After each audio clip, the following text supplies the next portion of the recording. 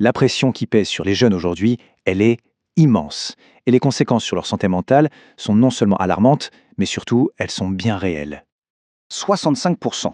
Voilà le chiffre qui fait froid dans le dos. C'est l'augmentation vertigineuse des hospitalisations de jeunes pour des problèmes de santé mentale.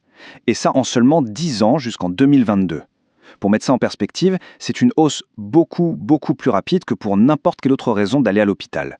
On parle donc d'une véritable urgence là.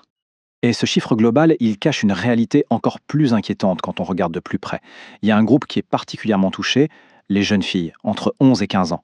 Pour elles, les admissions à l'hôpital ont plus que doublé. C'est énorme.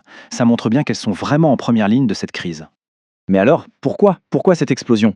Eh bien, les experts parlent d'une sorte de cocktail explosif. Il y a la pression à l'école, bien sûr, le choc de la pandémie qui a tout chamboulé, l'omniprésence des réseaux sociaux, l'anxiété liée au climat, et pour couronner le tout, un accès aux soins qui reste un vrai parcours du combattant. Alors voilà, les systèmes de santé traditionnels sont complètement débordés. Et c'est là qu'un nouvel acteur entre en jeu, l'intelligence artificielle. Et attention, on ne parle pas juste d'un petit pansement numérique, non, l'IA se présente vraiment comme une potentielle bouée de sauvetage. Et là, le changement de vision est radical. D'un côté, on a la thérapie classique, des rendez-vous de temps en temps qui dépendent de ce que la personne veut ou peut dire. Et de l'autre, on a la promesse de l'IA, un soutien continu, 24 heures sur 24, 7 jours sur 7, un soutien basé sur des données concrètes, objectives, et tout ça de manière privée, anonyme, directement sur son téléphone. Et attention, ce n'est pas de la science-fiction tout ça. Ces outils, ils existent déjà, ils sont là.